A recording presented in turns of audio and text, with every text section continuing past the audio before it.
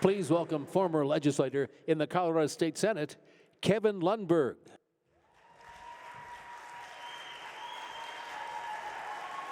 Thank you very much. It's great to be here, and as Jeff told you, the school and Centennial Institute does not take sides when it comes to candidates, but I can tell you as a citizen of the great state of Colorado, I do, and I'm here today to introduce to you Ron Hanks, who's running for U.S. Senate.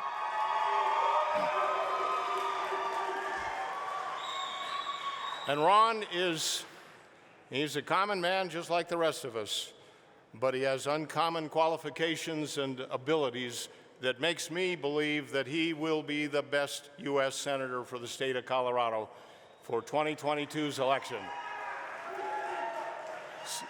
Ron has the experience, 30-plus years in the military with specialty in intelligence. He speaks several languages. I've watched him in the last 2 years in the Colorado legislature, and he stands for the principles that are good for all of us because they're good government. And I know that he is unquestionably pro-life, and he will bring those values and that commitment to the United States Senate, and for that reason it is my privilege and pleasure to introduce to you the next senator for the state of Colorado, Ron Hanks.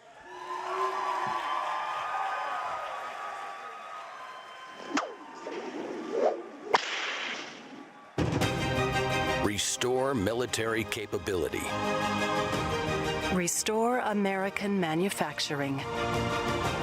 Resecure pharmaceutical production. Restore energy independence.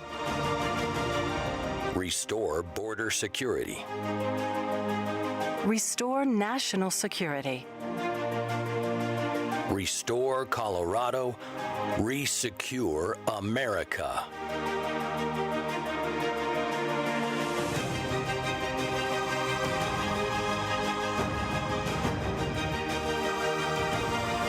Ron Hanks for U.S. Senate.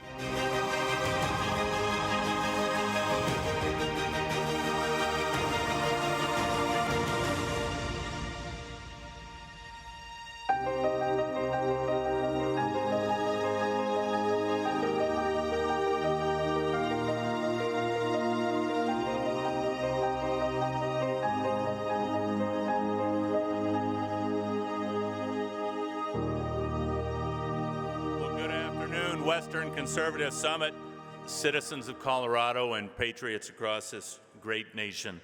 I want to thank Colorado Christian University for putting this grand event together and for being a bastion of conservative teachings and principles. I've been pleased to become acquainted with you, and I have to tell you that one of your professors, the erudite Greg Moore, became a good friend through the campaign and assembly process while running for U.S. Senate.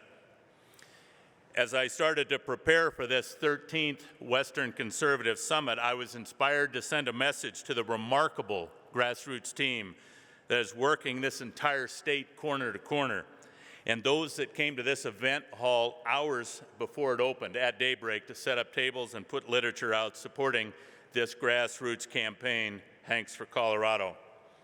I wanted to start my address with you with this morning's declaration that I sent to them. We are grateful for this day, for this opportunity to move the needle or to move the mountain. May this day be the awakening of the country towards truth and light. May more of us come to understand all that is occurring during our time, and may we band together to face it, shoulder to shoulder, stepping forward in unison, collecting allies beside us, protecting the innocent behind us.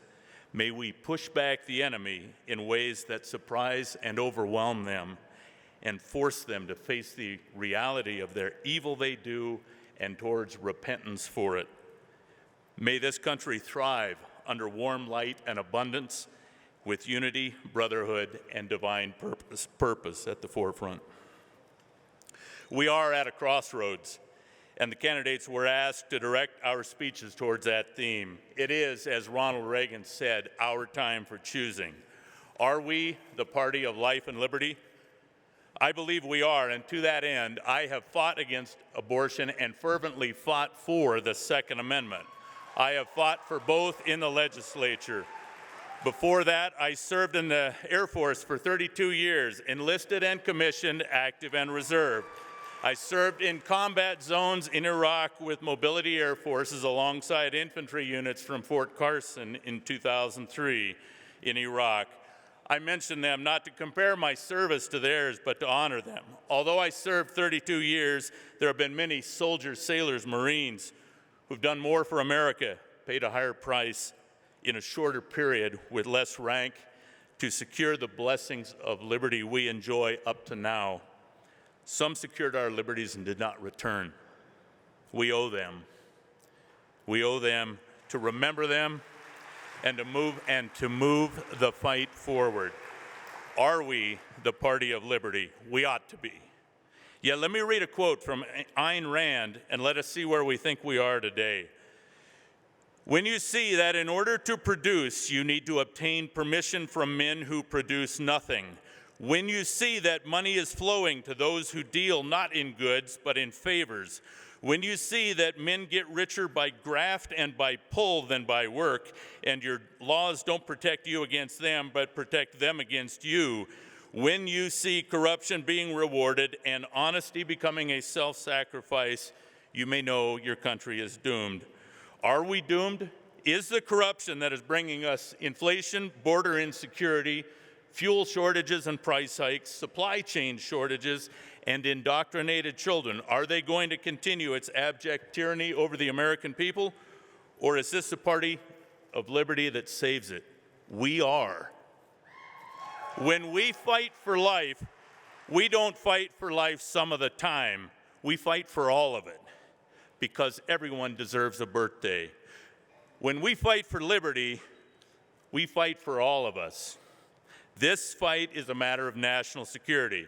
Together, we can resecure our borders, rebuild the wall, re-empower Border Patrol, stop illegal immigration, Chinese fentanyl, human trafficking, restore energy independence. I fracked in North Dakota. Blue-collar American ingenuity and hard work will restore our supplies and reduce inflation in a matter of months. Restore American manufacturing, bring production back to America. Supply chain shortages have caused this inflation, and let's restore traditional education. Our kids should love this country as much as we do, and to that end, I would eliminate the U.S. Department of Education. Thank you.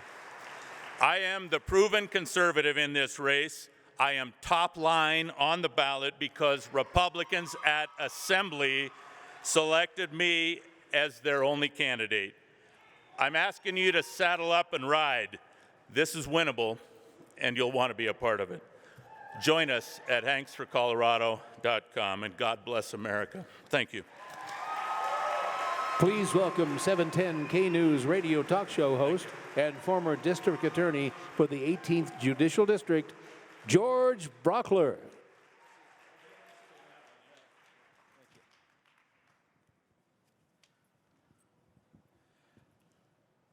There are a lot of people here. Listen, we've got 7 minutes, and it's Yes, like sir. speed dating, and I want to start by asking you, what's your sign? No, I'm kidding, I don't. I want to start by asking you some of the questions that I think that you know are coming, and one is, it is the strategic priority of CCU, Colorado Christian University, to help influence our society and our culture by advancing support for the sanctity of life, traditional family values, free markets, limited government, and the original intent of the Constitution. Are you committed to supporting those things? To all of those things. I mean, our government is too big, Ronald Reagan said it, and it spends too much. It's too intrusive into our liberties. We must pare it back so that we have these individual liberties back in our possession. I fully support what Colorado Christian University is doing here, and I bless them for doing it. Thank you. Well, applause not required, but Well, we love it. We do love it. You talked about this in your opening statement here, but I want to give you a chance to specify anything differently, and that is, listen, the abortion issue's alive in a way it hasn't been in decades right now. We expect that opinion to come out this month. When does life begin, and when should the government protect that right to life? Life begins at conception, and the government should protect it from that moment. You know, this became an issue because probably the Democrats leaked a draft. I mean, we do not get to pick the issues of our time and of our election.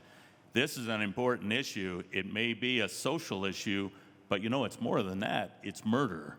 And that is something that we have to decide where we are on that position. I'm firm on that. I was part of that miraculous, just a massive floor fight on the Colorado House floor. It went for over 24 hours fighting that abortion bill, that if Roe v. Wade is overturned, we will, as it currently stands, be a destination point for people from other states to come to Colorado. So that's why electing conservatives in the House and Senate is so important. Please look outside your own district and Senate district and look at the other candidates and how you can help them. Is there a role for the federal government in this discussion once it gets overturned, once Roe gets overturned? Well, I appreciate the comments from earlier from Kevin Roberts. I think it should go to the states first. I think let's get the federal government out of it and let's have this discussion among the states, and then let's see where it lands. But frankly, I don't think Colorado is where the legislation just took us, and I think we need to have that conversation among the citizens of Colorado. And I think the tide is turning strongly against Roe v. Wade. Wouldn't it be better for the people to make that decision at the local level than the federal government to have an edict over the top of us? You know that our president just came out and gave a 15-minute speech about guns again yesterday because those school shootings are still in the news. Hell, they started really kind of with us, with Columbine way back in 1999.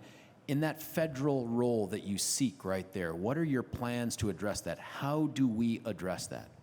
Well, before we talk federal, I do want to say that at the state level, you know, we had a representative, term limited now, Patrick Neville, that was at Columbine when it happened.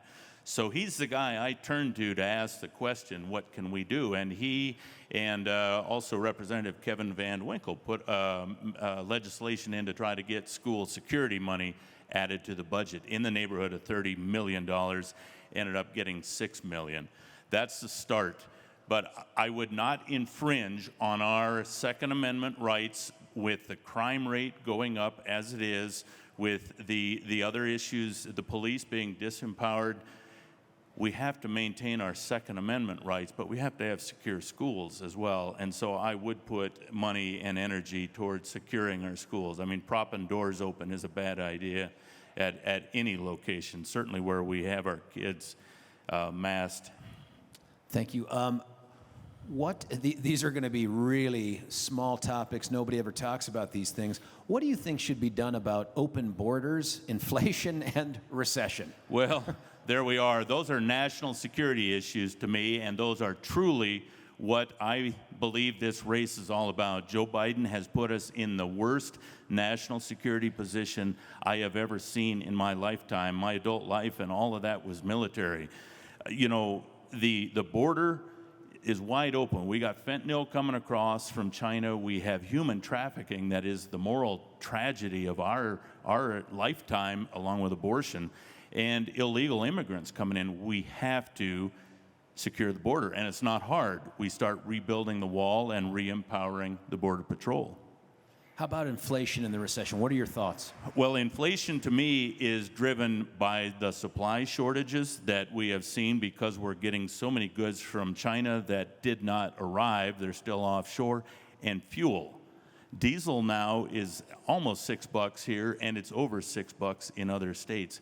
Everything that we use and consume is on a diesel truck. And, you know, when milk gets to $7 a gallon and chicken gets to $9 a gallon, we got a problem. We can turn it in a minute by getting Blue Collar America. And by the way, this is the party of Blue Collar America. We just have to get the message to them. Blue Collar America can turn this around, get our energy, our fuel, oil and gas flowing again, and inflation drops almost instantly. And I used to buy my chicken by the gallon. Now I've gone liters because of the metrics. In the 40 seconds we have left, is our country on the right track? No. Did I say chicken by the gallon?